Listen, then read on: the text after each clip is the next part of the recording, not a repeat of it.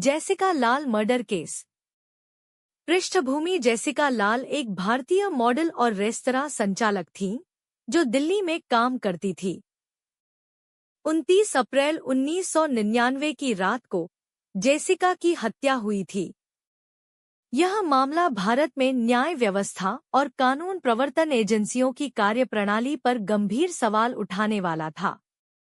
घटना: जेसिका लाल दिल्ली के मशहूर क्यूबा बार में एक पार्टी में बतौर बारटेंडर काम कर रही थी।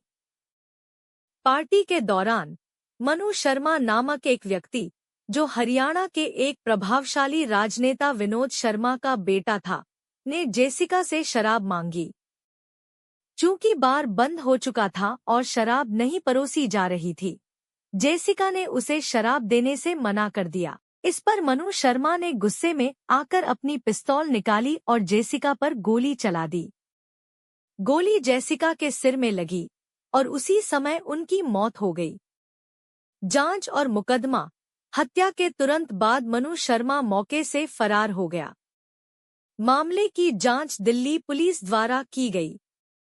हालांकि जेसिका की हत्या के समय कई लोग वहां मौजूद थे, लेकिन कई गवाहों ने डर या लालच के कारण कोर्ट में मनु शर्मा के खिलाफ गवाही देने से मना कर दिया।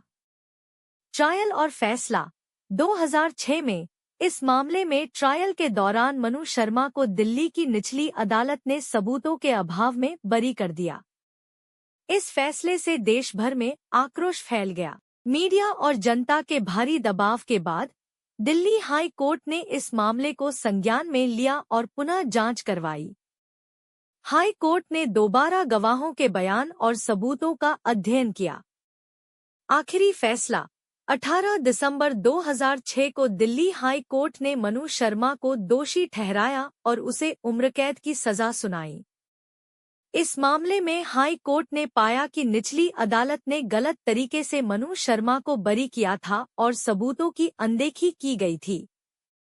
मामले का प्रभाव: जेसिका लाल मर्डर केस ने भारत में न्यायिक प्रणाली और कानून प्रवर्तन एजेंसियों की कार्यप्रणाली पर गंभीर सवाल उठाए। इस मामले ने यह साबित किया कि यदि जनता और मीडिया एकजुट होकर किसी मुद्दे को उठाएं, तो न्याय संभव है। इस केस से प्रेरित होकर नो वन किल्ड जेसिका नामक फिल्म भी बनी, जिसने इस मामले को और अधिक लोगों के सामने लाया। मनु शर्मा की रिहाई: 2020 में मनु शर्मा को अच्छे आचरण के कारण समय से पहले रिहा कर दिया गया। हालांकि यह फैसला भी काफी विवादास्पद रहा, लेकिन इस केस ने भारतीय न्याय व्यवस्था में एक महत्वपूर्ण स्थान बना लिया है और यह न्याय के लिए संघर्ष का प्रतीक बन गया है। मुख्य बिंदु: तारीख 19 दिसंबर 2006। जजों की बेंच: जस्टिस R.S. सोढ़ी और जस्टिस P.K. भसीन। मुख्य आरोपी: मनु शर्मा, जिसका असली नाम सिद्धार्थ वशिष्ठ है। फैसले के महत्वपूर्ण पहलू: मनु शर्मा को दोषी ठहराना। दिल्ली उच्च न्यायालय ने निचली अदालत द्वारा मनु शर्मा को बरी किए जाने के फैसले को पलट दिया। न्यायालय ने माना कि मनु शर्मा ही जेसिका लाल की हत्या के लिए जिम्मेदार है और उसे हत्या का दोषी ठहराया। सजा: अदालत ने मनु शर्मा को भारतीय दंड संहिता (IPC) की धारा 302 हत्या के तहत आजीवन कारावास की सजा सुनाई।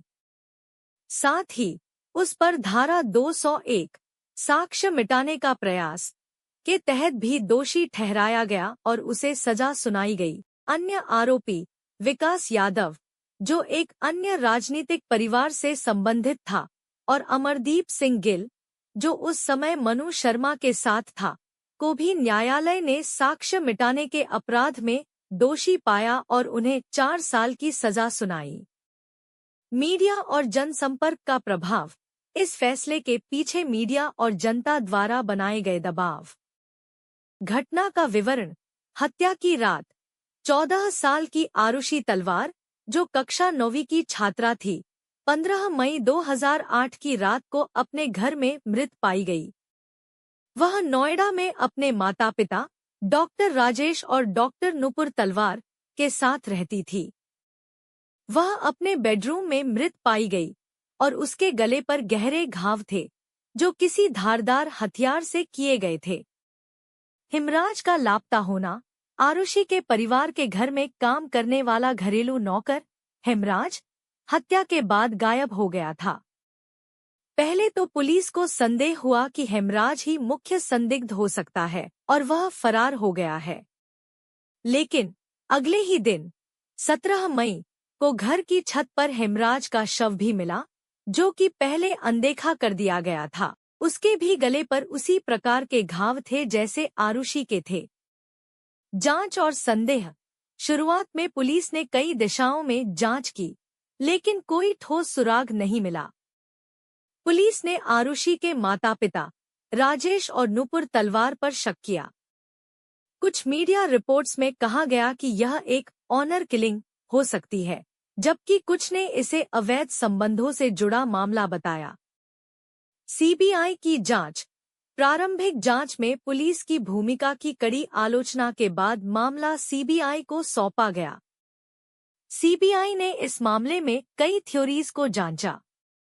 पहली थ्योरी, सीबीआई के शुरुआती जांच में कुछ घरेलू नौकरों को संदिग्ध माना गया। इसमें कृष्णा तलवार परिवार के क्लिनिक का नौकर, राजकुमार तलवार परिवार के दोस्त के नौकर और विजय मंडल पड़ोसी शामिल थे।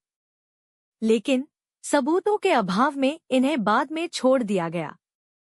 दूसरी थ्योरी, बाद में सीबीआई ने तलवार दंपति को आरोपी ठहराया। आरोप था कि राजेश तलवार ने अपनी बेटी को हेमराज के साथ आपत्तिजनक स्थिति में देखा और गुस्से में उनकी हत्या कर दी। लेकिन इस थ्योरी पर भी विवाद बना रहा क्योंकि इसे प्रमाणित करने के लिए पर्याप्त सबूत नहीं थे। कानूनी प्रक्रिया। मामला कई सालों तक अदालतों में चलता रहा। 26 नवंबर 2013 को गाजियाबाद की एक विशेष अदालत ने डॉक्टर राजेश और नुपुर तलवार को दोषी करार देते हुए उम्रकैद की सजा सुनाई। हालांकि तलवार दंपति ने हमेशा अपनी बेगुनाही का दावा किया और फैसले के खिलाफ उच्च न्यायालय में अपील की। इलाहाबाद उच्च न्यायालय का निर्णय।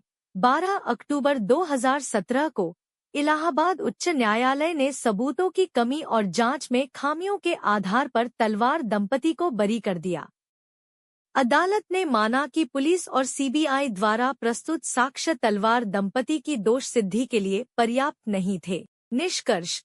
आरुषि तलवार हत्याकांड एक बेहद जटिल और विवादास्पद मामला था, जो न्यायिक और जांच एजेंसियों के बीच असहमति और मीडिया की अत्यधिक कवरेज के कारण और अधिक उलझता गया। आज भी इस केस को एक मिसाल के तौर पर देखा जाता है कि कैसे एक हाई प्रोफाइल मामला अलग अलग एजेंसियों और संस्थाओं के बीच समन्वय की कमी के चलते जटिल हो सकता है। इलाहाबाद उच्च न्यायालय का निर्णय।